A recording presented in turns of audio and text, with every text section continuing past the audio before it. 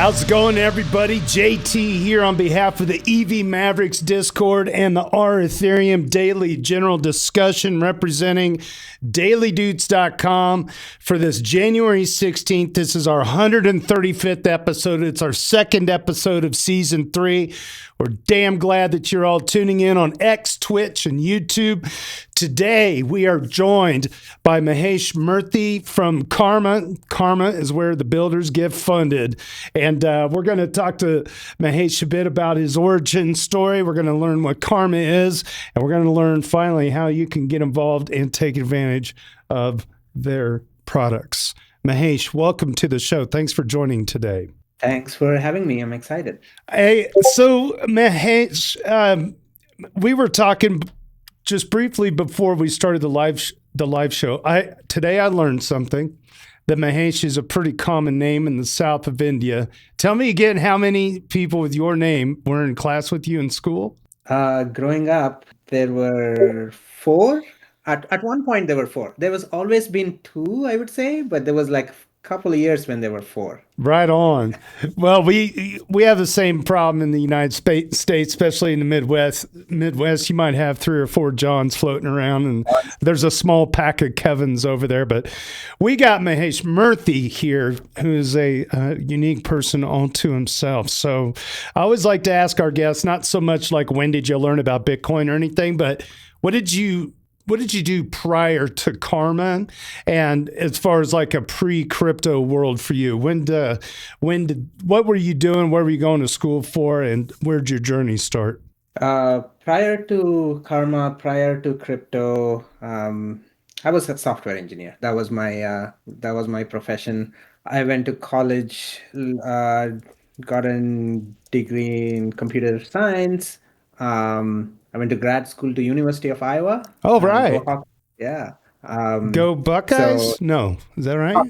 Hawkeyes. Hawkeyes. I knew there was eyes in there somewhere. I've been writing code for a really long time. I'm a software engineer by profession. So as a Midwest kid, I'll just say, like I was just next door to me to the north. What did you think about Midwest culture while you were studying there?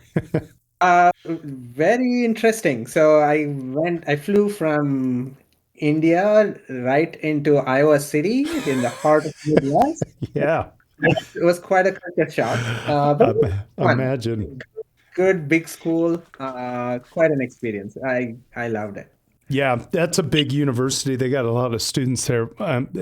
All right. So then fast forward out of there, you were in software engineering for a variety of companies, or what was your first main gig doing that?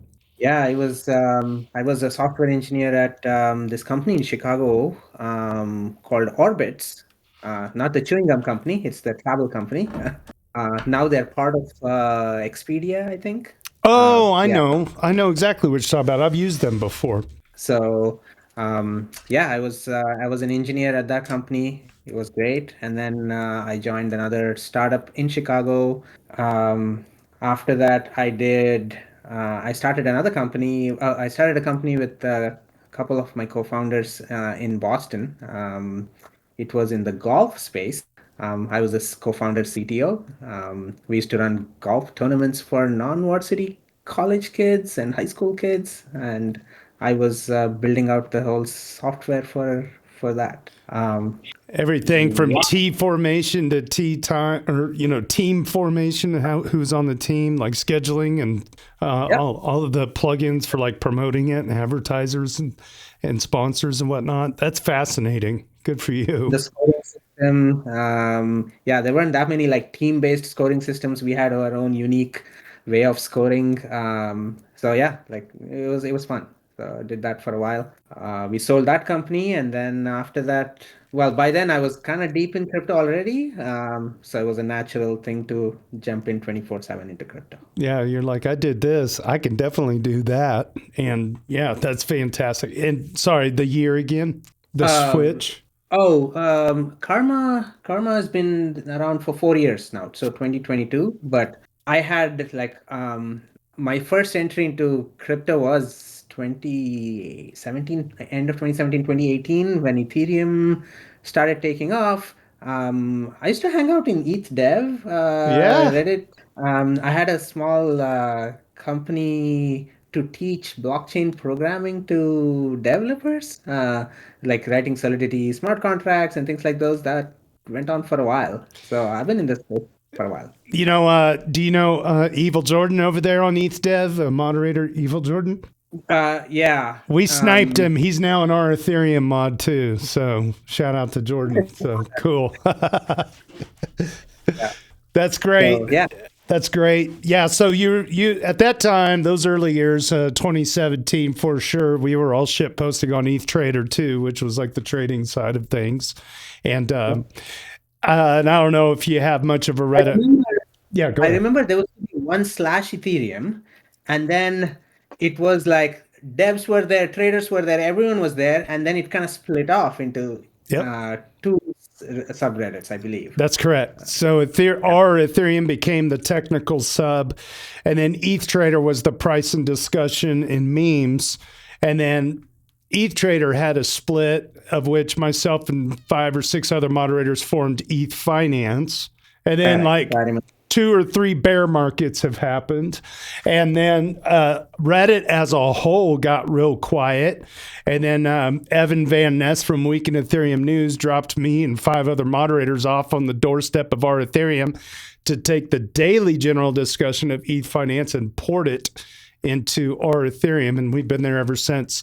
And it's been a great it's been a great thing. And now we got Evil Jordan from our ETH Dev is a moderator with us too, and he can really speak the language that you speak. So that's great. Okay, so let's fast forward to Karma. So Karma has gone through a rebranding at least once. It's been around for 4 years.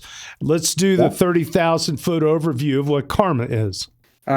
Today, Karma is a place where projects and builders go build their reputation and get funded. And the ecosystems, you can see there's the Optimisms, the Cello, they all use it to run their funding programs to fund these projects. Oh my gosh. So you can think of it as like two-sided in a way. Okay, so Karma kind of handles the inner workings of like how the tokens get moved around, how the projects are, the data behind the projects, and then some of these websites kind of actually are the front end, and they show the hosting site of where it all takes place. Do I have that figured out right? Yeah. So let me go a little more deeper. So Sure. there is these ecosystems like these Optimism and Cello, Scroll. There's Filecoin. So all these projects have give out grants and incentives. So we have a software for them to use our platform to administer these grants. So accepting applications, AI evaluation, funds dispersal, this whole end-to-end, we make it really easy for these ecosystems to administer these grants. Now, that's one end. And then the other end is all these projects who are getting funded. They are getting funded through these grants. They have milestones to hit. They have to show all the progress. They do all of that on our website, and it's all public and on chain. So this is a great way for projects to, for any project who has received grants to say, look, I received a grant. These are all the things I have accomplished. And they can build reputation essentially on our platform. So those are the two sides of the product we have. Fantastic. And it seems like Karma is everywhere. Yeah, that's the hope. I have a feeling EV Mavericks might already have a profile there. Let's do it. EV Mavericks. Oh, that's our podcast. See, check that out. So you participated in 4 rounds. Anyone can go here and see what all have you participated in. If you can log in and post updates, it's a good way to like show the badge holders or the voters or whoever to say like, look, these are all the things we have accomplished. So you get more money. Hey, well, Ben Broad is one of our community impact people, as well as 12 Meatballs. So it looks like we got some work to do here. I like it. And so this is fantastic. Yeah, we're big fans of Octant. We've used Octant a few times. I'm like the host. I'm basically the lipstick on the pig, and so these other people that work with the podcast, they handle a lot of this stuff. It's fantastic. That's really cool. I actually, for the heck of it, I logged in. Ooh, you got dark mode too. Let's go. I like that. So like if I was to just start a project, okay, so I have no projects, I would have to fill out basic information about the wallet and then the grant project that I want to put together. And then I'm guessing the way I understand it, then from there I would select like which layer 2 I wanted to do it on or whatever hosting website would participate. Yeah, so all of this information, the project profile you create, the grants you add to it, the updates you post, everything is on chain. So we have a protocol which is deployed on a multiple L2s. So you can choose what chain you want to put it on, and yeah, so that's how the whole idea of building this on the blockchain is to make it like if Karma disappears tomorrow, all of your project profile, all your information shouldn't just disappear in our database. It's on chain. Our code is all open source. Anyone can spin it up, and you have your profile. So it's portable, and it's always there. That's really something. Way to go. Over 4,000 projects are utilizing Karma, including, and I see a familiar face here, Green Pill. Actually, Matt and Oppo from over on Green Pill this morning, they retweeted me and they had mentioned Karma over on their Discord in this conversation we're having today. So you made a huge impact. 4 years, over the last 4 years, 4,000 projects have utilized the software that you provide. These 4,000 or 4,000 and odd projects, it's over the last 2 years because we used to build something else. So we did a pivot like 2 years ago gradually. So this is all the work in the last 2 years. Wow, just the last 2 years. And so like who's your biggest users of Karma currently? Cello are the biggest users. They have like thousands of projects. If you just go on Cello community page, if you just search Cello in the top, you can go, it's /community/Cello. Yeah, they are the top of your screen is cut off, but you can see the stats on the milestone updates, impact. So yeah, a lot of projects use Look at it, that. and then we track all of their metrics of each project and each program you run. Every project's metrics are tracked. So we have various modules. Once you link your project, we can track all these metrics. It's great for funders to know what this project is doing, how well they're doing. Should we continue to fund them? What should we do? So projects post updates. So yeah, we call it this on-chain resume of your project. I see Grow the Pie. We got ETHWave is actually on stage here. I'm peeping you guys out because I know you're on here. Just the amount of projects that you guys have helped out over the years is tremendous. Tremendous. Yeah, so it looks like Octant grants through and through here. Very cool. Yeah, yeah, go ahead.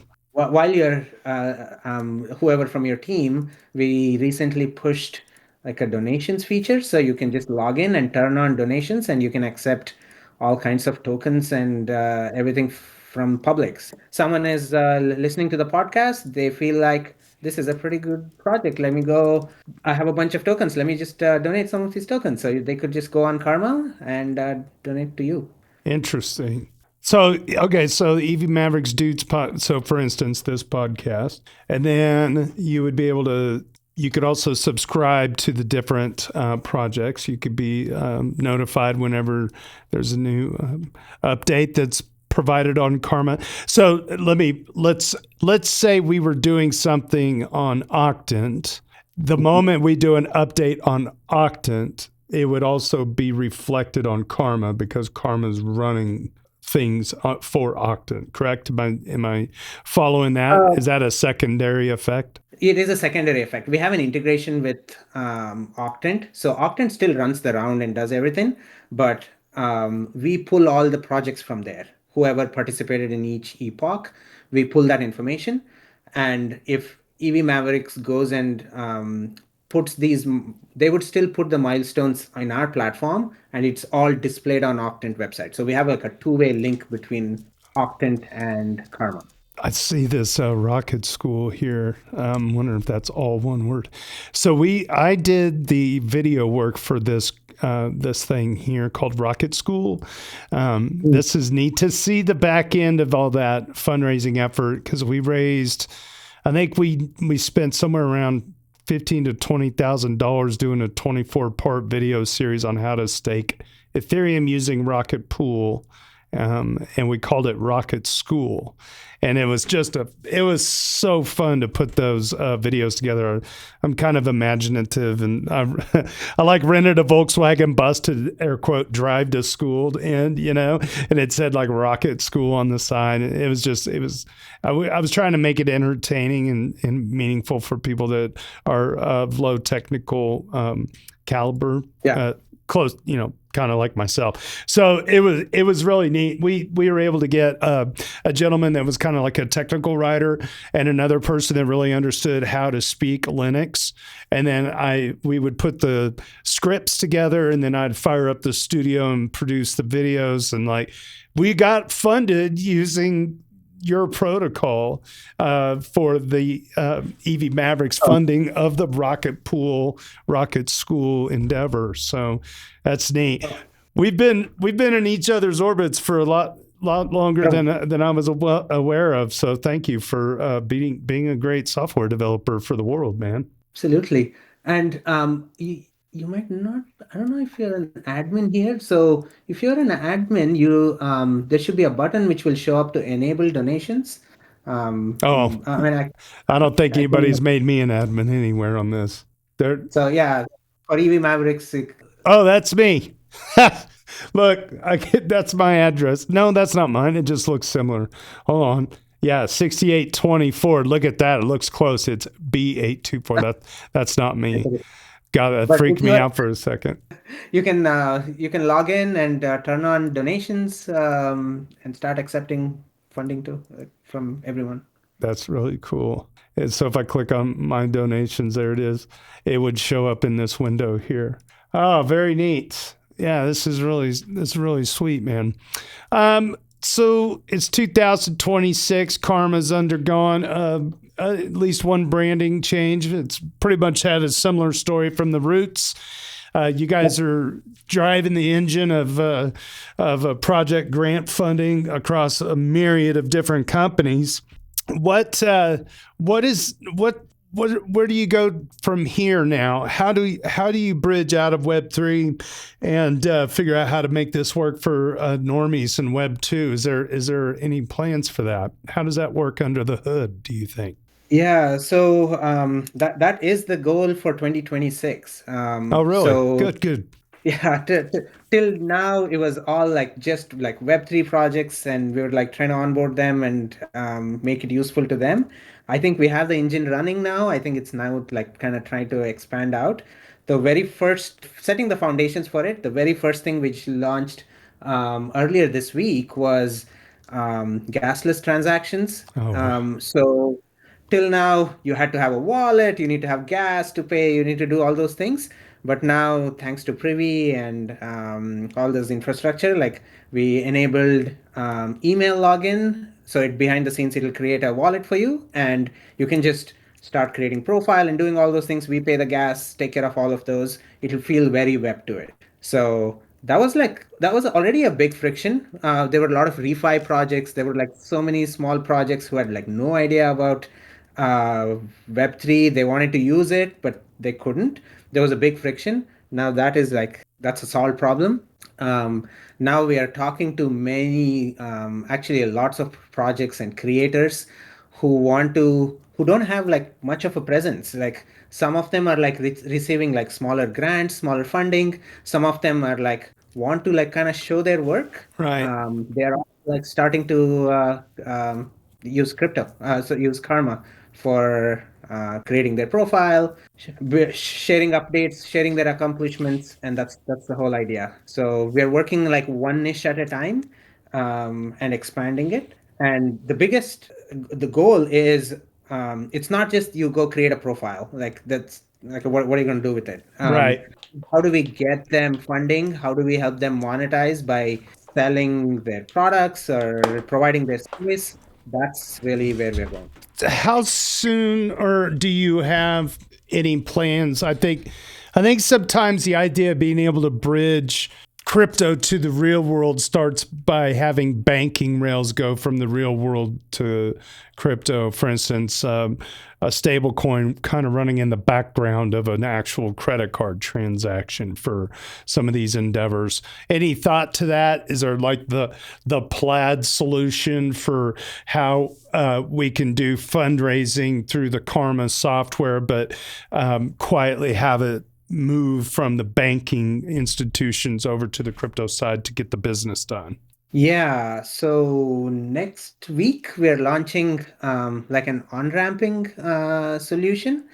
So all the projects, they can just say like, hey, here's my project. If someone wants to like kind of raise funds for their project, you can through crypto today with any tokens. But starting next week, you will be able to anyone can pay through Apple Pay or Well, any country yet, and it gets on-ramped, and you get stablecoin in your account. okay, just for the people that are watching this, I had no idea that that was going to get answered that way, because you would have thought I was primed to ask that question. I literally wasn't. It was just kind of like, it just felt like the natural thing. So you're saying as early as next week, people are going to be able to use Apple Pay to fund the projects that they're passionate about.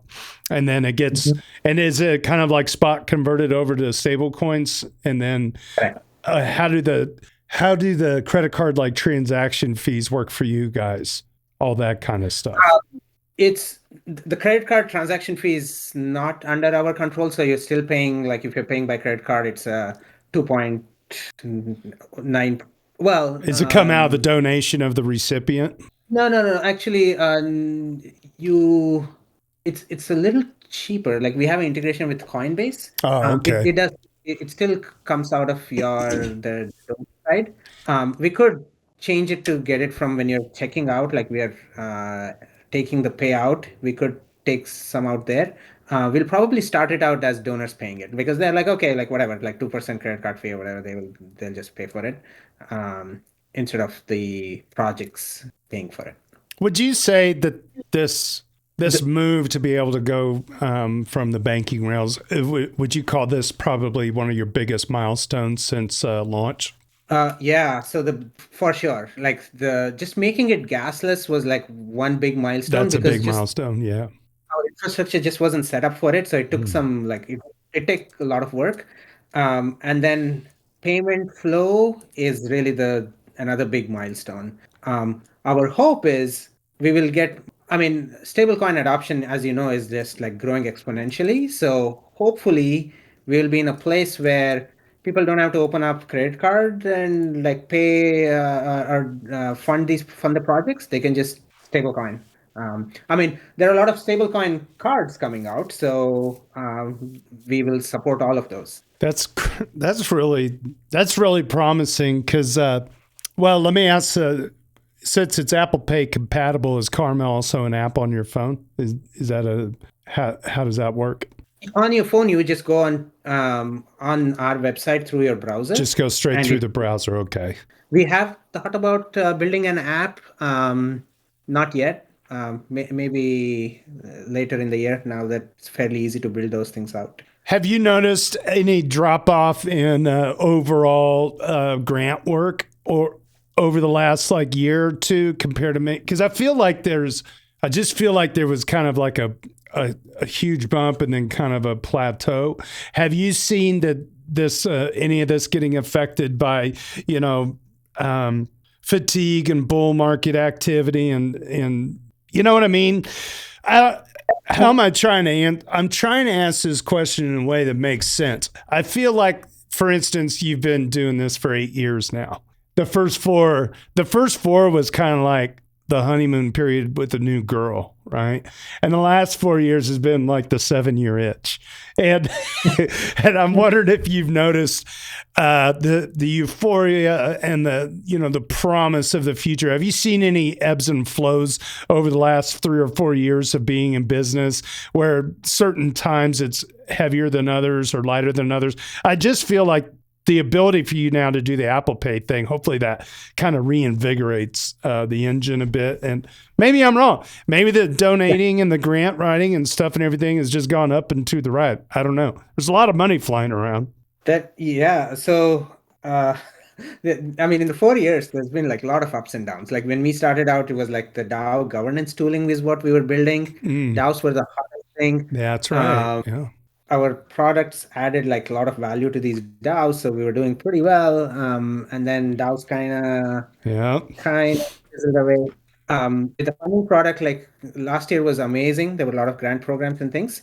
Just this year, we have already seen like a few programs being shut down and some programs being they've changed the strategy. So grants, the way it used to be last couple of years, doesn't exist anymore. There's still grants. There's still grants given out, but the ecosystems have gotten a lot smarter, I think, which is good. It's not anymore just spray and pray. Yes. There is a lot more like, okay, we are giving out these things. What are we really getting out of it? How should we change our programs? So that's pretty much all the ecosystems are kind of moving in that direction, which I think is like, it's very healthy and like that's the right way to do. We ourselves are helping out like a lot of like ecosystems to do that, right? Like we have like impact measurement, like, okay, you're funding all these projects. What happened? Like, what did you get out of it? Right. They can get real-time information on that and then kind of tweak their programs. So yeah, like the way grants used to be, that era is over. Different now. Yeah, I remember I felt like Octant and Gitcoin, they both kind of went through the growth period of like, hey, we gotta see that these projects are actually doing something, because the money was flying around and, it's like shoelaces for homeless people kind of things. And it's like, how do you go around like making sure shoelaces are actually going on the homeless, or what? I'm just spitballing, like. Interestingly, the whole idea, like the way we started this product, which used to be called Karma Gap. It used to be called Grantee Accountability Protocol. It's literally the reason we started. It was like, there's all this money being given to these projects. Like, where is accountability? Like, that's literally how we started. And then over the 2 years, like we've been working with so many ecosystems and kind of evolving the product. Now we are a full stack solution. But that was how we started out, accountability for these grant programs. I love it. I love accountability. It makes sense. We have a podcast and we've gotten grant money, not very much, and a lot of it still comes out of our own pocket. But you know what? The proof is in the fact that we publish. And we publish on X, and we publish on YouTube, we publish on Libsyn, we go to Spotify, we go to we have a product that you can see where it goes, and we have data metrics, stuff like that we can report back with. And we don't even really have sponsors either. So at some point maybe we do get sponsors, but I don't want to. I'm always worried about sponsors. If you're kind of expected to deliver messages that are kind of against the ethos of like Ethereum and what we want. I got friends that'll remain nameless, but you see what happens. So, but you get it. But this has been good for us, and we've been able to like. Most of our money is just, we don't make any money for our pocket. We just put it in like the hosting services, and because everything's a subscription. Like I think I'm subscribed to this mic right here, and I think I pay $5 a month for this cup. So the subscription based world that we live in now. It's like, it's such a joke, but here we are. But okay, so yeah, that's pretty big going from Web 2 payments, systems, bank rails stuff starting next week. Dare I say, where do you see things in 2 years from now or 5 years from now? I know that everything in crypto changes, like narratives change all the time. The first narrative for Ethereum was the DAO, right? And the second narrative was ICOs. And third narrative was like DAOs and governance, and everybody wanted to be a steward until nobody wanted to be a steward. And then now it's stable coins, and now it's the entire, at least in the US, the halls of Washington, D.C., you've never seen them talk about crypto so much. It's almost like I'm kind of pinching myself that we've finally arrived. Where do we go from here? Where does Karma, what do you think is on the horizon? Maybe not so much for Karma. Let's just talk generally speaking. What the impact of all of this crypto stuff, where do you see us heading? I mean, just from what we are seeing with the stablecoin adoption and some of the regulations easing up in US, you see that as like the first phase is get stablecoin in everyone's hand. That will take like a few years, right? And then a lot of these experiments which did not pan out in the last few years, I think they're all going to come back. And I think they will all succeed.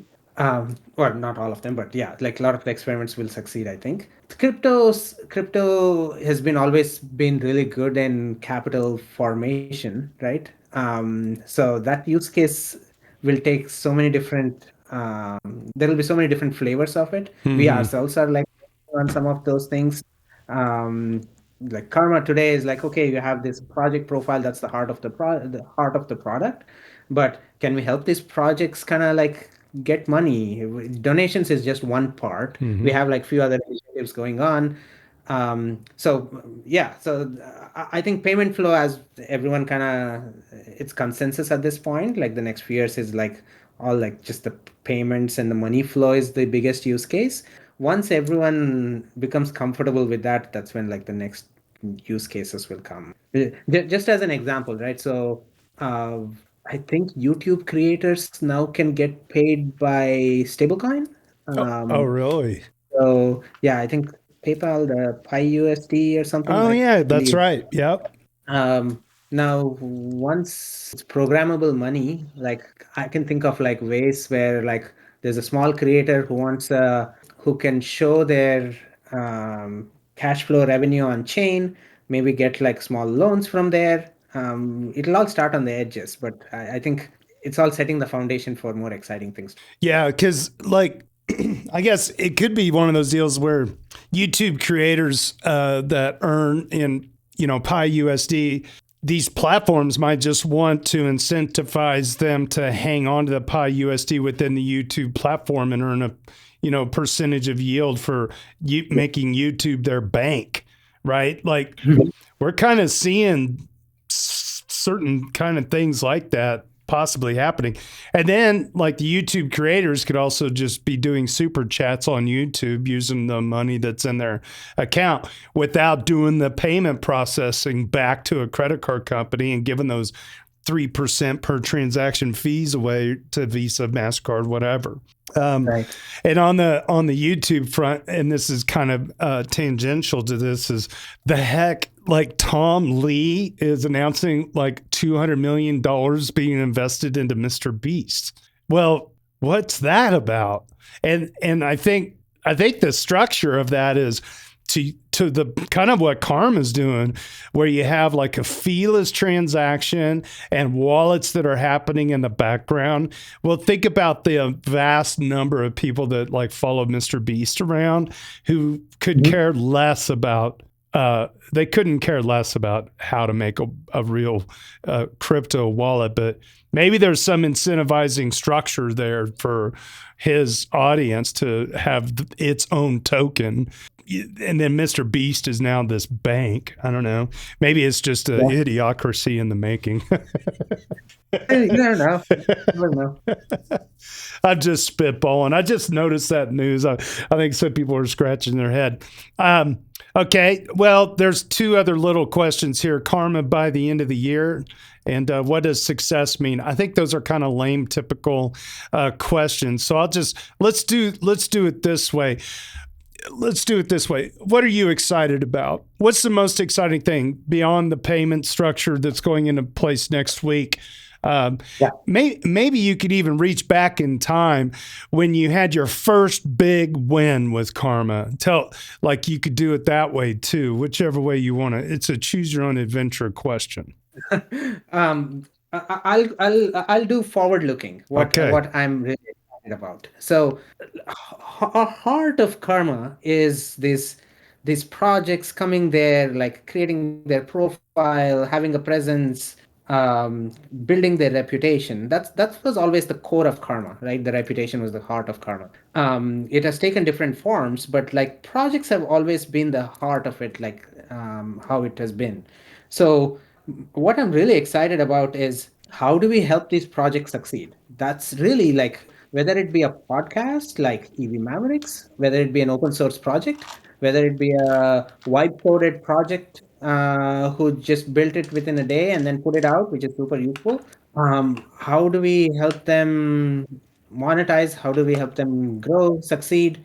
That really is where we are, like where our focus is.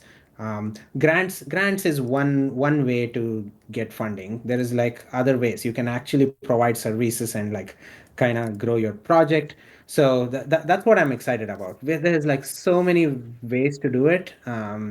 Exploring that part, finding what works is what I'm excited for the. Maybe you guys could be like a new version of GoFundMe that's a hybrid payment structure platform. Yeah, we have contemplated that. Like it's kind of almost there. We just haven't like positioned or marketed it that way. I just have to see like what's the appetite for it, like where we are. But I think What about, there well, is. I mean, we've already got billions and billions of dollars worth of stable coins out there. What if Karma was licensing your software to GoFundMe and it just runs under the cover and handles all the crypto rails? I don't know. Okay, that's my consultancy fee for the day is $50,000 for that idea. You can mail the check to. No, I'm kidding. Can't you see like that? You guys could run as a substrate in parallel with their existing. I say all that as if I know how to do it.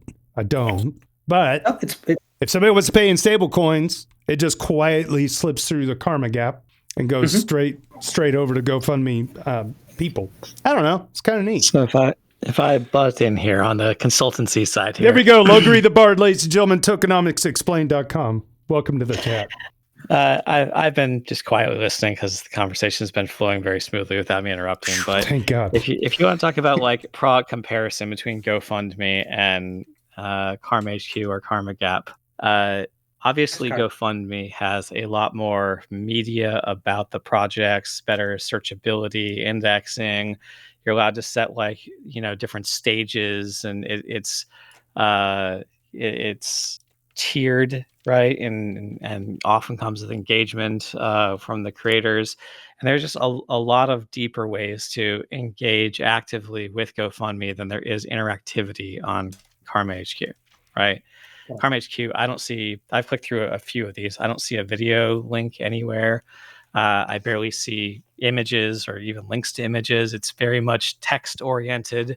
The projects, you just go to the list of them, and where we don't even have like a line on our EV Mavericks Doots podcast, right? We just have a generic ball of weird colors, which is probably derived by the owner address, right? It's a very crypto thing. You can get away with that here. But in terms of going head to head with GoFundMe, there's clearly a lot of development between here and getting success in that segment. What I like about, actually, go ahead, I'll take a break and I'll comment more. 100% agree with all the things you said, because like we just did not start out as like a GoFundMe competitor, or like even there was not even a money flow in our product. It's only like just starting now. It was purely like accountability and build your reputation for more like software projects. Only now we're kind of evolving into like something else. Agree completely. There's so much more to build if we want to go that route. I don't really think the GoFundMe cares about crypto donations. Like, yes, we're pretty good at capital formation, but the ability to slap down a credit card has been good enough for most people. Where crypto rails really shine or excel compared to TradFi, typical interactions is they're two-way, right? Mm-hmm. And if you put down the Visa, there's not really a good way for an enterprise to pay you using your Visa card. Like chargebacks and refunds are not really the mechanism. But if you send me USDC or something on a crypto and I have your crypto address, I can just send it right back to you, right? It allows you to build symbiotic or reciprocal relationships with the customers, right? To incentivize them to do things like we can pay out with rewards programs in really cool ways. We can have people that connect with music artists and engage with their fans and see who's at an attendance and really get and track beyond one concert who their fan base is. And so if you want to create a Karma Gap project to fund the creation of a specific CD or whatever your project would be, you can do so on chain in ways that are not really viable to do so via GoFundMe, because you can do things like we're going to tokenize the CD and the royalties are going to get kicked back to the people that fund it through this mechanism, right? And so we've seen things like Blau's Royale program, platform, to facilitate things like that and cut out parasitic deals with record labels. So I would figure out how to use Karma Gap to identify segments where that reciprocity is really going to be valuable to all the participants. I've identified one with like media, but you can imagine things with like video games as well, where there is the eventual sales of the product, and you can either not, if you don't have formal ownership, you can still have kickbacks, and you can use this to form a community around the project that starts at the funding level and allows you to build from there and have continuous relationships with people, which is not what GoFundMe is designed to do. That is very true. Do you can I ask you a question? Let's say someone wants to raise some funds for their new album they want to create, tokenize it, give kickbacks for to supporters. These were all tried. It has been tried and it didn't work. It has been tried, and it's been moderate success in some cases. It certainly hasn't been a breakthrough hit, right? Yeah, wonder why, or what's different Well, now. I think part of that is, okay, if there was better ticketing support, like NFT ticketing support, and you weren't just going head to head with Ticketmaster and their monopolistic practices, I think you would get more engagement because a lot of people, artists, they make more of their money from concert sales, like Taylor Swift. How much she make on her Eras tour, right? Compared to their the licensing for the music for radio or something, right? So if we could link whoever funded it to the ticket sales in a more direct way, you could have like your VIP section for your tour. You could basically extend deeper benefits to your inner circle and identify the inner circle and develop a deeper relationship with them. And narratively, I think that makes a lot of sense. On the execution side, songwriters are not usually very technical folk, and anything with Web3 tends to just assume a higher technical bar. Here, set up a private key, you've already lost 80% of America. So I do think that there are hurdles at the UX and the assumed technical aptitude. I think those hurdles could be achieved in some DeFi mullet type of way, where you have your fiat on ramp and your traditional Web2 style account and website and centralized experience that then uses blockchain rails on the back end and says like, okay, you've got this in your account. Well, now if you want to get these kickbacks out to your bank address, there's some additional, setup steps and engagement you have to do. But when there's already a couple $100 sitting there, you're actually motivated to do it in a way that you're not when it's just like, well, let's set up an address, let's set up an account. There's nothing there yet. You need a more of a carrot, and you need more of we need to reduce the friction of setup and frankly, people are rightly scared of using blockchains, right? What are the amount of scams that we have? How many ways can you lose your money? Everything from address poisoning attacks to obscure things with multi-sig hacks to like the parity wall being frozen many years ago to even respected protocols where you put your money, like Balancer hack last year, right? That was what, a 4-year-old heavily audited thing, and poof, there went tens of millions of dollars, right? So I think that basic financial transfers and the permissionless nature of the blockchain are very exciting. And I think digital identity is very exciting, and the ability to form communities using digital identity and financial relationships is exciting. Financial sourcing, as you say, our ability to crowdsource and do capital formation is very powerful and has been since 2017. And somewhere in there is a basket or a toolbox full of useful functionalities that I think can lead to a better experience than GoFundMe.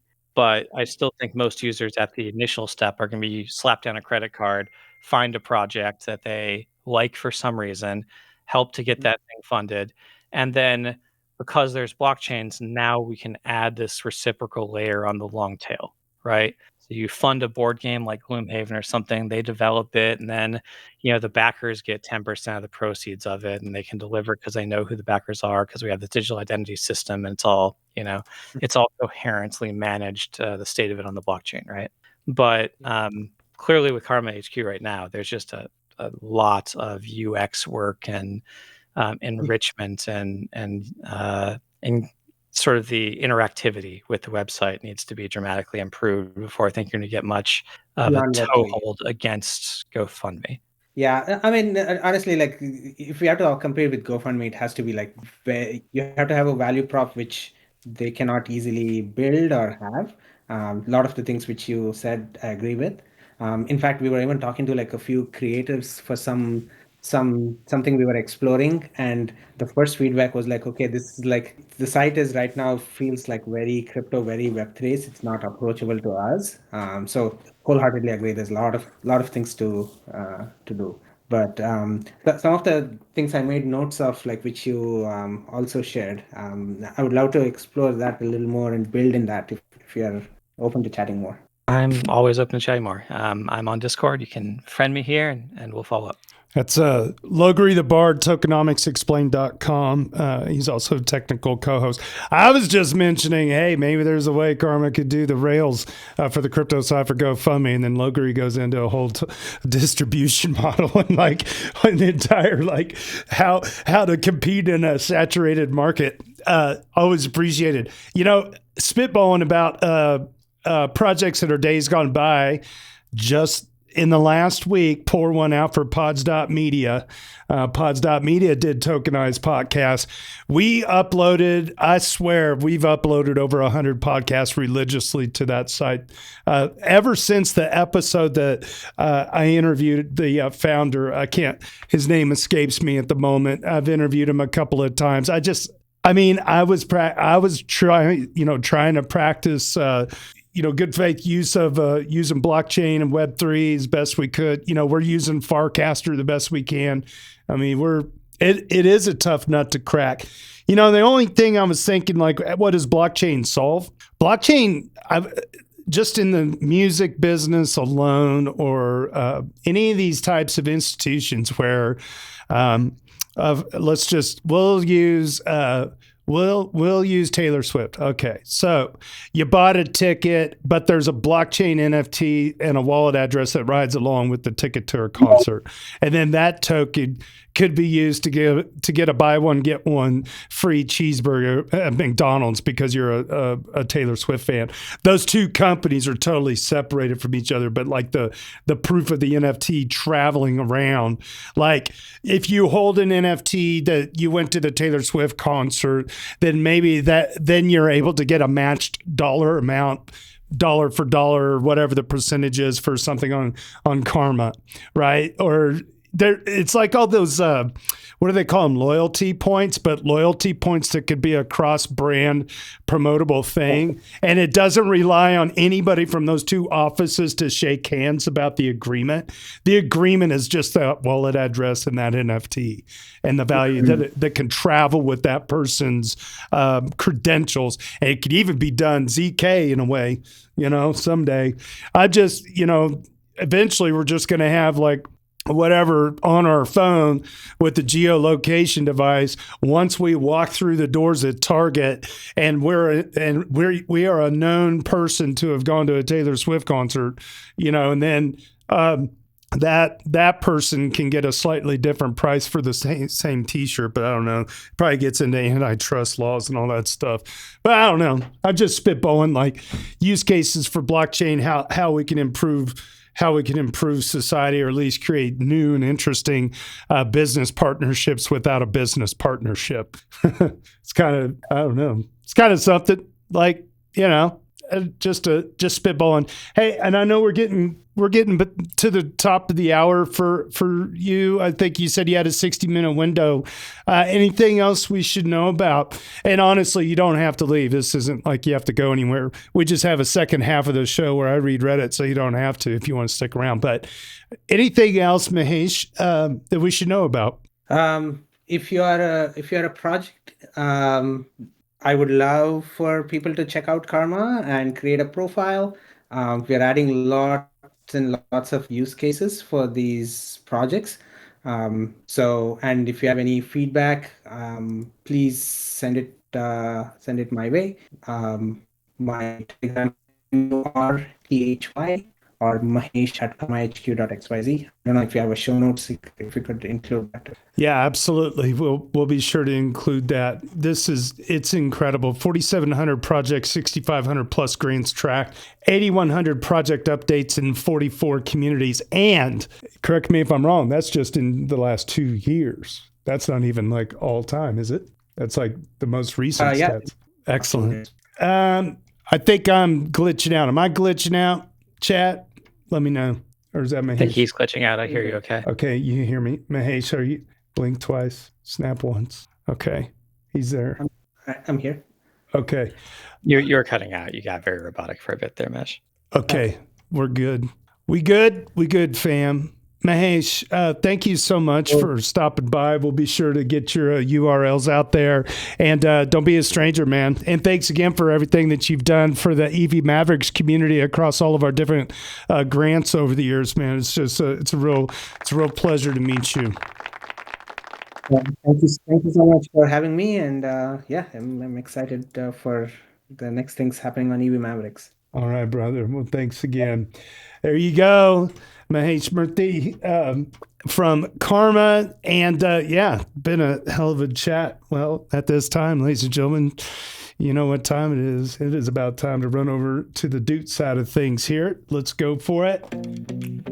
Awesome. The Weekly Doots live stream is all about showcasing the best of the week from the daily general discussion on our Ethereum. It's a read-along reaction series. If you want to follow along, head to dailydoots.com, designed and produced by Hani Abu. Big thanks to Tricky Troll for capturing and curating each day's Doots, and the A-Word for curating this beloved weekly list. Subscribe to us on all of your favorite platforms by visiting dailydoots.com. All right, let's start it off here. We're going to check out this top 10 list. Ooh, look who has joined the chat, ladies and gentlemen. Ethway from Grow the Pie is hanging out. He's going to help us out here in a little bit. We're super glad that you could drop in, Ethway. Thanks for being here. All right. At number 10, Aiden Cairo. Number 9, Ethical Trade. Number 8, Hani Abu. Number 7, Crypto Currency. JS Tiers at 142. Tricky Troll at 168. Benito 2030 at 178. Super Fizz at 241. LogrisTheBard climbing up this week at 253. And Harog with a triple kill this last week tops out our leaderboard at 308. Excellent. Nice job, nice job, nice job. Clam Chota says, ETH, take my energy, Iter Adastra, with our Eternal Crab, with that price at $31.29. And our ship post of the week, because we always like to save the best for first. In the midst of It's So Over, I found there was within me an invincible, we're so back. That's actually pretty funny. I get that. That's really good. How does he not have a Doot score yet? I'm giving you a Doot score because the res file apparently didn't add it yet. You know what? That's just not going to happen. I'm going to give it to you right there, babe. All right. Thank you, Comprehensive Cap. 1413, a Dooter number 1 with our ship post of the week. All right. I'm going to switch over here to my man, Ethwave. Ethwave, how you doing, my friend? Doing good. Just checking that you can hear me okay. I can hear you just fine. So I'm wanting to try to do something with Ethwave from time to time whenever he can chime in from over the ocean. I'm assuming you're over the ocean. I want to call it the metric minute with Ethwave. We'll see how this goes, because I think it'd be kind of fun to have you in as our war correspondent, so to speak. And I think you've got the ability to share on Zoom. awesome. So if you want to go for that, we'll switch over to your screen and we'll go from there. Bingo. Cool. Yeah, I'm just going to skip over to something that's maybe not so much grow the pie, but it sort of touches on the crab market thing, because I think people have this theory that we are going sideways. But if you look at sort of the down point from the big bull market that we had in 2022, we've been going upwards pretty much in a straight line to where we are now. And these upwards patterns can only last so long before either the market decides that's not the pattern on it anymore. But if the pattern lasts long enough, people are going to try and front run it. This is not like financial advice, and it's not like representative grow the pie, but I just wanted to throw that out there because I don't think we're in a crab market. I think we're just crawling up, and because we're living it in real time, it just seems slow. But yeah, I'll go back to maybe more grow the pie type stuff. We recently had the blob parameter fork. It's the second one since the Fusaka upgrade. And here we can see how much we've increased the target blob count per block. Wow. And we've increased this from 3 to 14 currently. And if I scroll down and compare this to gas, we've pretty much doubled gas in the same time. So this is like comparing blob data availability, which is like for layer 2, so how much Ethereum is prioritizing scaling for that compared to how much it's prioritizing scaling for its layer 1 throughput. And I'll zoom in a bit more onto blobs because to give a bit more granular detail, we have actually recently had a spike here. This happened on the 13th. And this isn't actually from a chain. I believe this is from the Blobstein files, so that people are uploading the Epstein files to the blob space. Say that again, the 100% sure on Blobstein, that, the Blobstein files. Is that what you just said? Yeah, that's the thing. And it only takes like a few validators to like promise that they'll keep the data. And so yeah, although blobs are temporary, validators can choose to keep them longer term and therefore make them available. So there's novel use cases for DA as well as layer 2s. So yeah, I'll switch over to my next tab, just touching on blobs. This isn't from Grow the Pie, but it's something I found interesting. The attestation head votes has been going down slightly as the blob count has been going up. There's going to be more research on this. It could be like timing games and things, but there are consequences to scaling. Sometimes it's like hardware requirements, but it's also how the individuals choose to react and what financial incentive games are happening in the background that aren't always predictable until they're played out. So yeah, this is something that I encourage people to read. It's on ETH Panda Ops, and I think they'll be looking at this quite a bit more. This doesn't mean that they're going to stop scaling blobs. It's just something that Ethereum just tends to be on stuff like this to make sure that we're doing stuff well. So this is a good thing that we're monitoring this. But yeah, just something to be aware of. So like AFs of the week, Ethereum mainnet recently had a transaction count AF. I think that landed yesterday. So that actually comprised of a lot of simple ETH transfers, so just transferring ETH from one address to another. The way Ethereum mainnet works is it's pretty much always running at capacity, so the amount of data that, well, not at capacity, at target, the amount of data that's going through it is pretty much constantly hitting that target. So when transactions spike like this without the gas target changing, that means that behavior is changing, and usually towards the simpler transactions. We've got a theory that this might be linked to some draining activities that are like targeting draining of ETH. But that's just a theory. We're trying to look into this a bit deeper. And then head over to Ink. Ink have had some great app revenue, all-time highs this week as well, going over 300k, for example. And the total value secured has just reached 567 million, so that's really good to see. Heading over to Base, they've had a stablecoin supply app this week. They're approaching 5 billion, so these are big numbers. Like you can compare these to some layer ones. Starknet have also had a stablecoin supply all-time high of over 200 million. And likewise with app revenue, they've done pretty well with over 300k. Heading over to MegaETH, this happened today. So MegaETH are currently in their frontier stage. So they're onboarding applications and developers for those applications. They're not completely live to the public yet, but they did hit an all-time high of 46k TPS. So that's over like 45,000 transactions in just 1 second. Jeez. And this is a huge number. Like it's bigger than some chains have for a day's worth of transactions. So it's good to see that layer 2s are able to push these boundaries. And I've got a feeling, I don't want to reveal any spoilers, but I've got a feeling this number's going to get a lot bigger. So something to keep an eye out for there. Just want to touch on Octant. There's currently a round live at the moment. So that's Epoch 10. There's just over 3 days left remaining. So please make sure, if you haven't allocated already, to do so. We at Grow the Pie are available to allocate on this too, and we would love any contributions. But there's loads of great projects, like our friends at L2B are there. And got Funding the Commons, Zach XBT, been a follower of him for years. So you can fund multiple projects, and I really encourage you to do so, because the Octant matching is just, it's so important for a lot of these projects, including us. We don't get paid for some of those quick bite articles, like on the Fusaka thing. We don't get paid for that.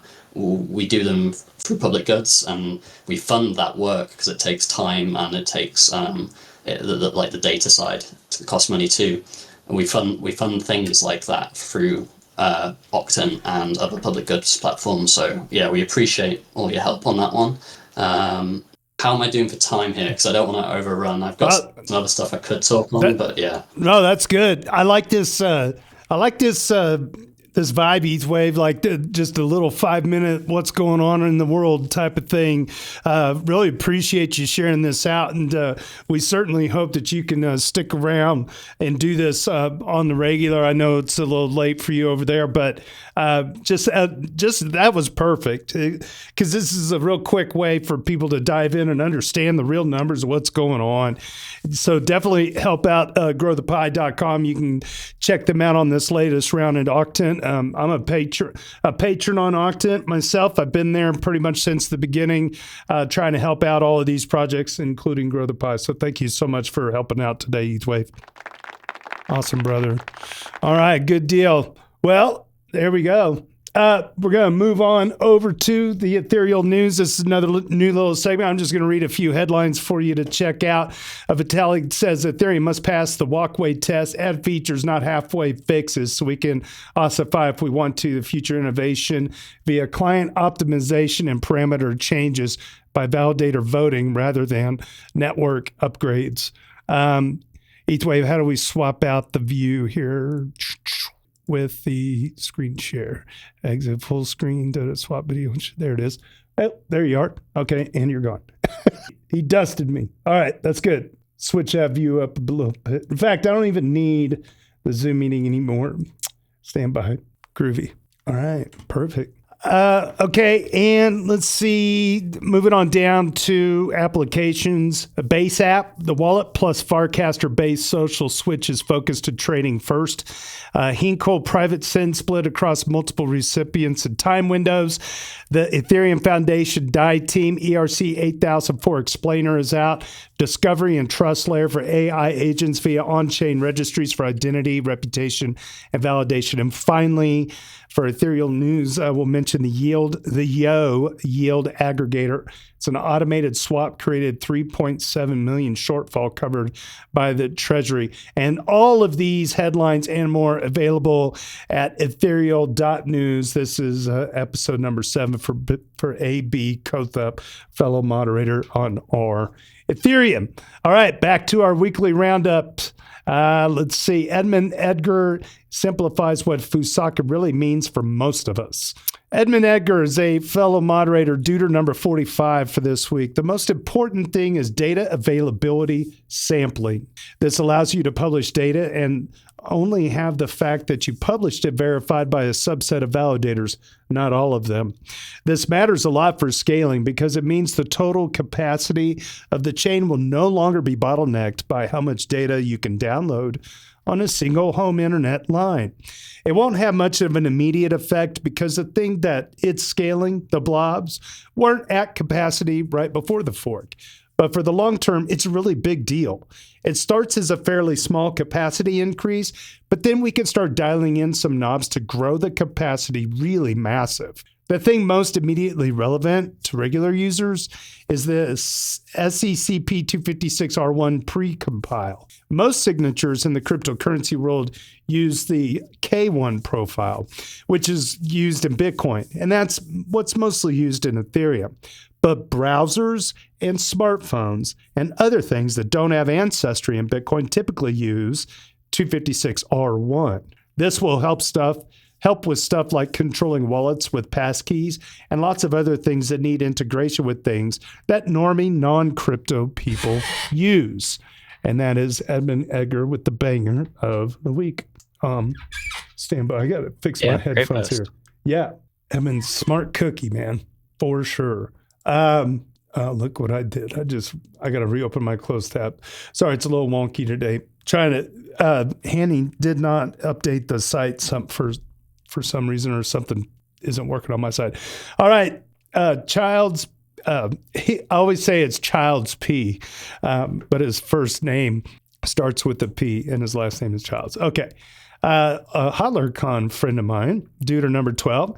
Childs writes, just dug through some recent developments. Let me back up. The headline takes a long look at ETH fundamentals. All right, here we go.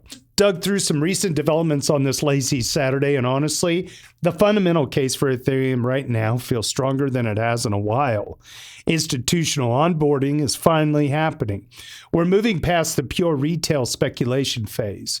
2025 was a huge turning point for institutional adoption, with DATs, digital asset treasuries, moving faster than ETFs to deploy capital. The CEO of Ether.fi, thinks 2026 is the year neobanks really take off. I want to open this up. Neobanks is maybe a word I was thinking of earlier. Mike Siligadze, I think I've interviewed him. I'm sure I have, said that 2026 will shift Ethereum from speculation, combining yield, neobanks. Siligadze argued neobanks and stablecoin integration provide clearer paths to sustain adoption than ETFs. Well, if you want to get him on the interview again, that'd be great, because we have an actual bank coming on the podcast pretty soon, right? Next Thursday. Yep. Yeah. Next Thursday. So it'd be nice if we could have kind of a stablecoin, special push that talks about, hey, here's the limitations banks are facing, here are the limitations exchanges are facing, and what do neobanks do to kind of bridge that gap? What's the market role in them? Because if you look up neobank, it just basically says it's a bank without a branch. That's basically all a neobank says. And oftentimes they actually are just kind of like white labels of banks with branches. So there's a bank that has a banking license or on their behalf, and then they use the accounts of the other bank. So it's sometimes it's just pass through white labeling of banks and some special rates that or deals that gives them a profit margin. Crypto neobanks, on the other hand, are quite another thing. And I'm sure Mike would love to come on and talk about that. So I was looking through my show notes. Guess when we had Mike on? Episode 52 in January 19th of 2024, almost exactly 2 years ago. So yeah, I thought that name sounded familiar. So Etherfi's come a long way. They got a credit card going now. They've done a lot of things. I hope he remembers us little people down here in the podcast world, because I'd love to reach out to him and try to get him back on for some of these updates. It's always cool when people you've interviewed before, 2 years later, now they're being cited as major resources for information. You gotta love it. That's so cool. All right, moving on about the adoption and being bullish as ever, as user Childs P has written here. Stablecoin dominance is unmatched. Ethereum is crushing. The network holds over 62% of the total stablecoin market share, recently surpassing $59 billion. Oh my gosh, in issuance. The B2B stablecoin payments grew steadily all last year, and with real-world assets expanding despite the market downturn, ETH is becoming the default settlement layer for dollar transactions. Noted that Standard Chartered noted that Ethereum accounts for roughly 40% of all blockchain fees for a reason. And moving on, the 2026 roadmap is locked in. You got Glamsterdam and Higota. I'm going to mispronounce that because I didn't listen to the call. Sorry. Core devs have confirmed the plan for this year with 2 major scaling upgrades. Glamsterdam in the first half and Higota in the second. These are the successors to Pectra and are designed to handle traffic better without spiking gas fees. Frequent, structured, technical updates equal strong network. Yes. Developer growth and big money getting deployed. Despite the noise, Ethereum is still where the builders are. We added over 16,000 new developers between January and September. And that's beating out Solana and Bitcoin. On the corporate side, SharpLink Gaming just deployed $170 million worth of ETH. It's about 55,000 ETH to Linnea. That's serious institutional confidence. Price targets are looking up. After a rough 2025, down 10%, January is starting green. Coin Codex is eyeing a 12% jump to 34.50 soon, but some forecasts are calling for 42 to 45 by the end of the month if liquidity improves. More bullish voices like Tom Lee are even projecting a range between 7 and 9,000 by early 2026. Okay. Obviously, we need to take this with a huge grain of salt, but it's still good to see bullish sentiment. Quickly, Logri, because I hear a lot of people like dog shitting on Tom Lee and his vastly incorrect price projections, but like, dude's buying. Like he can say whatever he wants. I guess most of the buy pressure was happening up through about October, maybe end of October. They definitely bought the dip, but the buy pressures dropped to maybe 20,000 ETH a week, I want to say, from what was previously like 120,000. So yes, dude's buying, dude's holding. Other DATs have sold ETH to restore their MNAV. He certainly hasn't.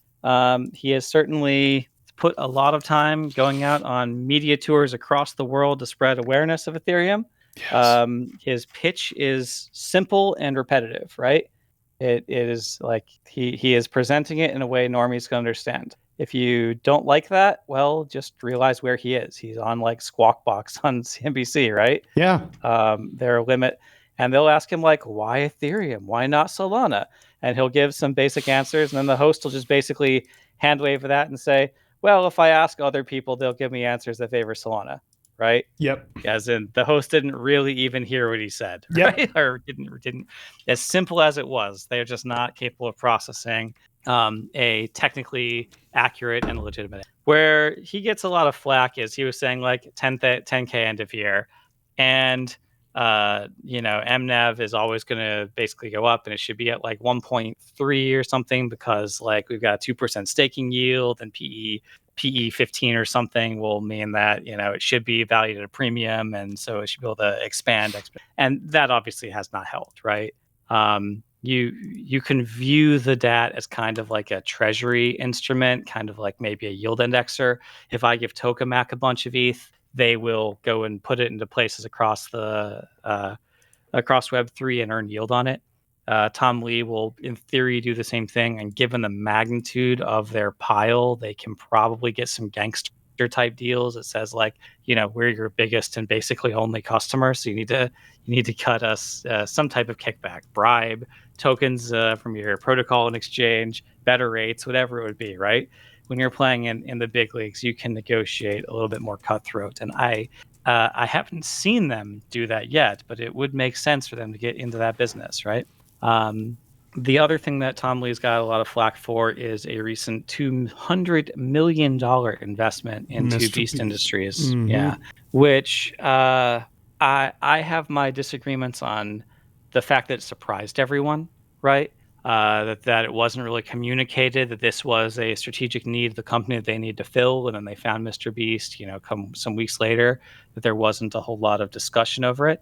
I understand it fits into they've communicated with investors. There is always a moonshot bet kind of strategy, right? And this fits into the 5% of their portfolio, and it is less than 5% of their portfolio. So, okay, it was communicated to investors they might do something of this nature, but I think everyone's kind of surprised by it being Mr. Beast because there's not really a native crypto alignment.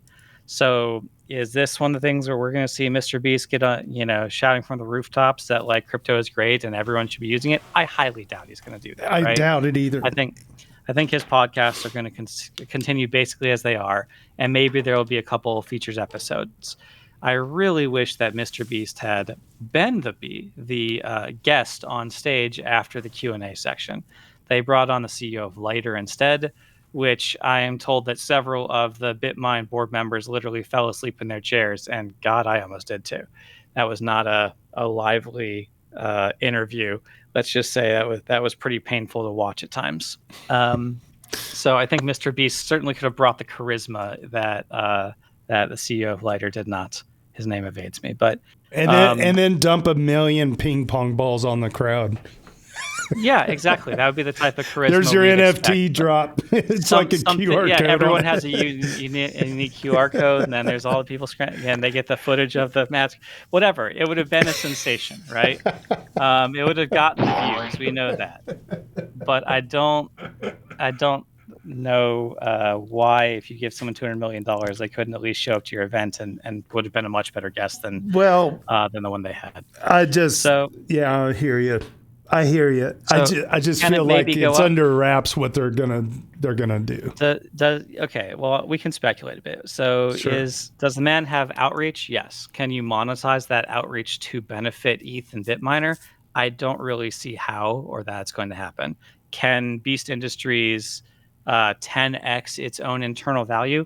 I don't know. Maybe. This is not really my type of portfolio, right? I'm not a portfolio expert on that type of segment nearly as much as I am for DeFi and financial instruments, right? I'm more in the economics and he's more in the media and sphere of things, right? So it's to say it came out of left field is, I think, a fair criticism. Mm-hmm. To say that it wasn't communicated and discussed with investors in advance of them buying the BMNR stock is, I think, a fair criticism. I've seen a fair number of people on ETH Finance and in support subreddits and Twitter, at least claiming that they've sold out because of this, sold all their shares because of this. So it's been received on net, and I don't have a full statistic of it, but on net, it seems to be received mostly negatively. Yep. And I think a lot of that's just because of the surprise of it, right? Yep. If he had in advance said like, oh, we want to reach, the youth, and we think that we have the inroads by ourselves to reach institutional clients because, Tom Lee has those connections, but we need help on reaching Gen Z and millennials and whatever, because those are not where our market segment is. And then they'd come out and said, and this is why we've done Mr. B. This is a couple weeks later, after people had a chance to digest and offer alternatives, that would have been received better. But just being a surprise, being under the moonshot bet, and then coming in kind of after the fact and trying to justify, and the justification was not a rock solid presentation, I'll say. He pumped up like, okay, this guy has as many views as the Super Bowl. Great, but how does that help BitMine, right? Like, it might be a fine investment on a standalone basis. You can argue that or not, right? Tom Lee might believe that. But is it synergistic with BitMine? Should BitMine be using its treasury to do that investment compared to anyone else that could do that investment, right? Yeah, so it's hard to say. I don't know. So I think there are fair criticisms of how it was handled and of the investment itself, and questions that investors are asking are reasonable as to why it should be BitMine that made this investment compared to any other capital source. But it is done, and like it or not, and I'm told the vote to authorize the issuance of more shares is, it's not finalized yet, but I'm told from internal sources that that's going to pass, or looks like it's going to pass. So, they're going to carry on. Whether they dilute shareholders, whether they treat their shareholders well or not, those shareholders have voted to retain Tom Lee, have authorized a compensation package for him, have authorized more shares. So majority of the people that have bought in and still have those shares are more happy than not with the way they're being treated.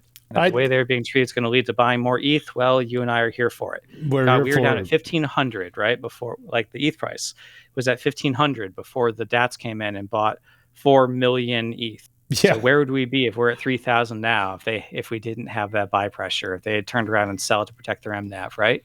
Presumably lower. I'm still amazed that they could pull 4 million ETH OTC and not affect the price more than that, given the data we have on the price elasticity of ETH in previous bear and bull markets, right? If you look at how much money the ICOs were actually able to pull out from Ethereum with their ETH reserves. Well, it was just not as much as you think. They raised a certain amount of money. Let's say they raised, 10, 50 billion dollars, whatever, right? How much were they able to actually extract? About 1/7 to 1/10 of that, right? So every dollar of ETH they sold was crashing the Ethereum market cap by 7 to 10x that. And so the amount they were able to actually capitalize on those ETH raised treasuries during the ICO era was markedly lower. If you look at the effect of DeFi and whatnot in 2020, you can see a similar ratio on the upside. How much did it take in inflows to raise the ETH market cap back to all-time highs of about 1,400 at the time? It was about, that 7 to 10x ratio held. So the data that we have, and these are hard signals to get, the data we have of price elasticity of the Ethereum market cap from the DAT raise was like 3 to 5 to 1. So why is it suddenly so much? Why are we able to pull so much more? For whatever reason, people are willing and able to part with giant globs, hundreds of millions of ETH. What was the supply back in the ICO days versus today? Also, wasn't it like 75 million tokens? No, we launched it over 100. We launched over 100. Okay. And for some reason I thought we were under. It's inflated up to this 120 mark, and we seem to be bubbling around there. It hasn't changed much since 2020. Gotcha. Well, so yeah, I guess there just was no retail help also, because there was retail buying those tokens during those ICO days, much more than there were. But a whole bunch of retail obviously came into buy being Bitmine stock, right? Mm-hmm. And that money was able to acquire more ETH than if you'd gone to Coinbase and Kraken and bought it, off the depth chart. Clearly, there was just a lot of supply overhang that didn't have liquidity to exit and found the liquidity to exit through BMNR, right? Yeah. That's evident enough. So I don't know how big that supply overhang is. Could it be another 20 million ETH? I don't know. It's by definition OTC, right? We'll see. So we don't have a signal for it, but I am surprised that he was able to source 4 million ETH while only increasing the Ethereum price from around 1,700, 1,500 to 3,000, 4,000. Well, if he like solo YOLO'd our market cap up 100%, I'm not mad. But I agree. The greedy part of me is like, we were supposed to be at 10K, like where's all the, anyway, going just briefly. I'm not greedy. I'm just saying I have what I think are my criticisms of him, and I have what I think is my praise of him. Yeah. I think the market is better for him than not. I don't think he's a Sam Bankman-Fried type character that's eventually going to be caught up in irresponsible scandal and meth-fueled drug orgies and stuff, right? I just don't get that impression. Whereas I have... Let's not knock meth-fueled drug orgies, really? Well, I'm wondering, just quickly, I'm going back, and I'm just making a comment here. It'll be interesting to see what this relationship is with Mr. Beast, because I'm not like a fan, but I will say the dude has built a massive empire. You're not his demographic, man. Of course you're not a fan. But I do watch some of his content because I'm amazed. I'm just really amazed at his business is give it all away multiple times over. And it keeps building. You're talking about these charities? Let me finish. What he did manage to do is he did manage to get a series on Amazon Prime, and they've invested a bunch into him. So it's not the Beast Enterprises is almost becoming it's becoming less about Mr. Beast, the brand and the man, as it is the business relationships with the other people in that enterprise. And I think that BM&R is looking at that as a side venture of exposure, and it remains to be seen exactly what it looks like. But man, they could tokenize a bunch of tickets and put them in those chocolate bars in Walmart, and it's a blockchain provable golden ticket to go to the Beast games or whatever, because you can't disprove the value of the NFT. You can't print the golden ticket and fake it. It's having access to the end customer is a very valuable thing. And like I was saying earlier, like holding a beast token thingy might get you, 10% off at a movie theater for a totally separate, unrelated film, because there's the hangers on of like, oh, you got a beast token in your wallet, I don't know. So we can move on from there. But anyway, it's getting people talking. If that was the direction of it, I wish that Tom Lee had used his opportunity on stage to highlight those potential benefits. Gotcha. He did not. There you go. Well said. Thank you. Switching back over, user Watch Dominion Now, Duder number 6, considers Ethereum through the lens of psychology of money. Duder number 6, Watch Dominion Now, writes, I was reading The Psychology of Money on the plane a few days ago, and one interesting thought was about how the author believes that bubbles form. People have different investment timelines. Some invest for a time span of decades. Others invest because they want to turn a profit in 1 week. One actor is not more rational than the other. They just have their own perspective and preference. Bubbles form when the pool of investors in a certain asset becomes weighted more towards short-term investors chasing momentum and being perfectly rational in doing so, than towards long-term investors who bought the asset because they believe in it and want to see it grow. When the market turns, those short-term investors will drop the asset on a dime, as they never really had a strong belief in it. I believe that. I think what's happening in ETH is a bit of the opposite. After years of bullying, pain, inexplicable price action, OGs dropping out, we are building an investor base that is absolutely rock solid, like granite. If you're still here, you must really believe in this thing. I believe that treasury companies are the most obvious and public manifestation of an underlying reality, which is that the ETH investor base is more and more made up of actors who believe in the long-term success of the asset and who will hold through thick and thin. I love it when a plan comes together. And the momentum investors, retail, etc., well, they'll come back at some point. There will be some catalyst. And once that catalyst is there, there will be a very, very thick, strong base that is not selling anytime soon. In other news, about 5 years after I first started and another year or so since I quit, I have recently joined the entry queue to become a solo staker once again. I wanted resource-efficient minority clients, and I'm running Reth and Nimbus, and I can't wait to be live. Wow, that's a good post. I kind of agree with the general direction of that. I mean, if people are still here after all of this time, they must have some kind of conviction. All right, I see. We got Logri coming up. We would lose a great researcher. A great mind. And he's not just writing about Ethereum, he's writing about collusion systems. I'm going to take a drink. That would be a tremendous loss to the world, but the Ethereum machine would just keep chugging. Just keep chugging. Just keep chugging. It's music just break brought to you by Alexander. Just keep chugging. Just keep chugging. Hope you guys are having a good Friday.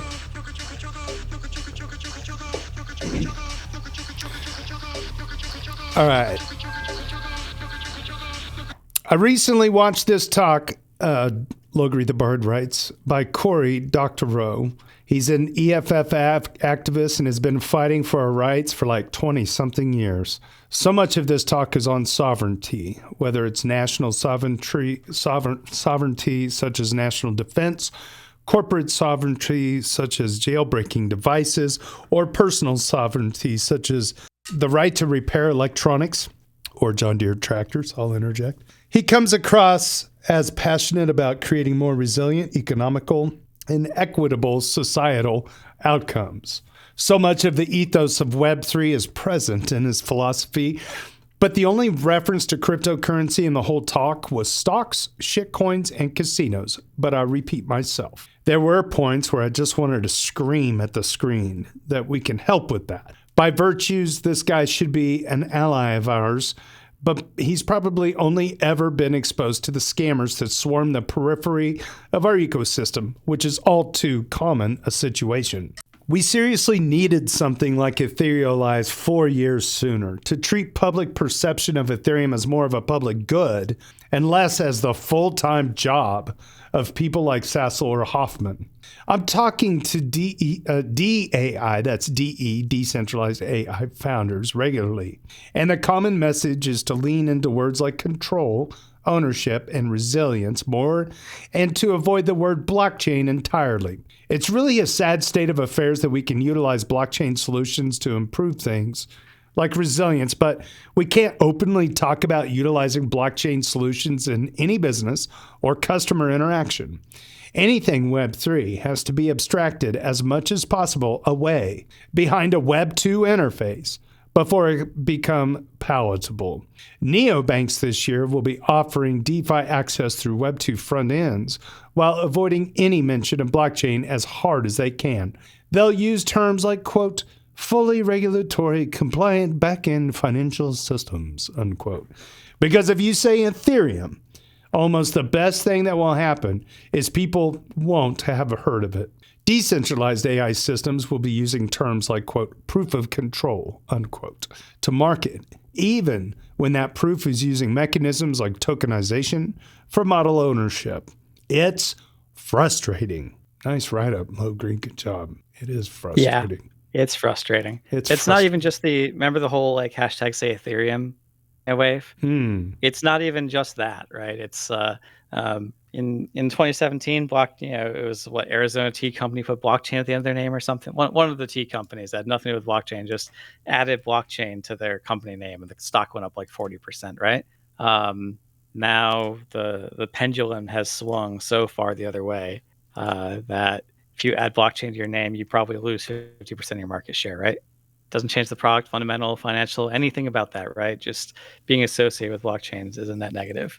Even if we have all the technology stack to do it better, do it cheaper, treat retail users better, improve control, improve transparency, even if we add privacy and guarantee privacy, even if we can, wider global market, take all those benefits, and it doesn't matter. It'll still drop your market cap by half. Don't need, you give it to the marketing guy, and they will strip every and all reference to anything blockchain to make it more palatable for sales. Well said. Yep. Just pure facts. User Edmund Edgar covers the introduction of capital controls for some in the United States. My desk is up too high. Here we go. U.S. is doing capital controls for welfare recipients. Welfare is Edmund Edgar, duder number 45 for the week. Besant writes, for individuals who want to wire money out of the country, they're going to have to tick a box whether they are or are not on public assistance. Then we're going to start pushing over the coming days and weeks that if you're on public assistance, you cannot wire money out of the country. I'm not totally clear what, quote, public assistance, unquote, means. This is Edmund Edgar writing. But Claude AI says SNAP benefits is 41.7 million people. If it also includes Medicaid, that's another 67 million, partly overlapping with the SNAP recipients. Well, that's quite a lot of people who may suddenly need crypto.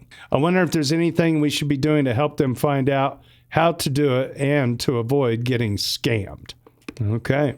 I'm going to leave that one. I'm going to give it an upvote, but I am not going to expand on that. because I don't know enough about it. I can see the rub though. All right, and AB Kotha from Ethereal News is a fellow moderator, welcoming in a new moderator, Evil Jordan. I've had the pleasure of kind of getting to know Evil Jordan in the mod chat, and that dude, he seems fun. We've known each other. He's been around for a long time. But then when I started really getting to know him, it's like, yeah, he's a character, and really genuinely good person, I think, to have as a moderator for our Ethereum. He's already a moderator for Twist his arm. Mm-hmm. Get him to come out to ETH Denver or something and attend one of your barbecues, and we can hang out. I would love to. In fact, on that note, I'm not going to make it to ETH Denver this year. I know that sucks. Womp. It totally sucks. But it's for good reasons. My wife and I have one child left at home, and then we're going to be empty nesters. And the school where she attends, there's a parent. There's like a social dance for the school. They want me to. They want me to DJ, but it's more about the fact that my daughter and my family, we're all going to be at the dance together having a good time. So I'm going to have to cancel for this year. But there will be barbecues in the future, and I'm going to try to get Evil Jordan to come hang out because he seems pretty chill and a lot of fun. And since their ears are burning and they're in the audience as well, another new moderator that did not get the welcome on Reddit that Evil Jordan did is 12 Meatballs. So 12 Meatballs is joining the moderator team as well. She is such a fantastic writer. She's also a show contributor for the Dudes podcast and has been helping out Tricky Troll for the last, seems like 2 or 3 weeks, helping to make sure that those daily dudes still keep coming in. So hats off to 12 Meatballs for coming on board as well. And I already knew she was awesome. To you both. Yeah, I already knew she was awesome. So I snagged her, man. I was like, you got to come. Well, I don't know if I want to. You're going to do it. You'll be fine. It'll be great. So thank you so much.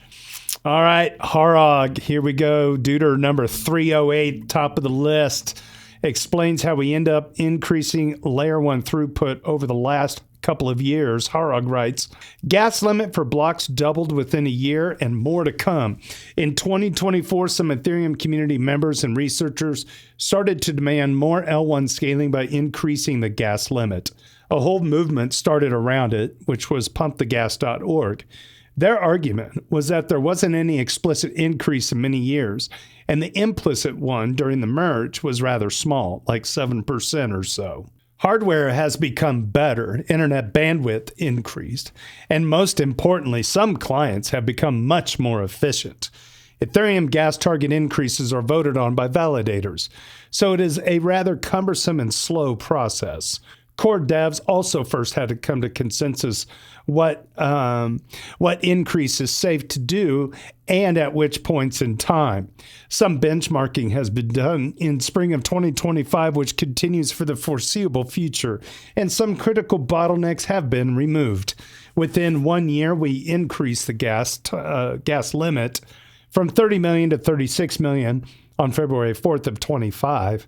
Then to 45 million on July 22nd of 25, until it was increased to 60 million on November 26th of 25. Blocks are still full, actually half full.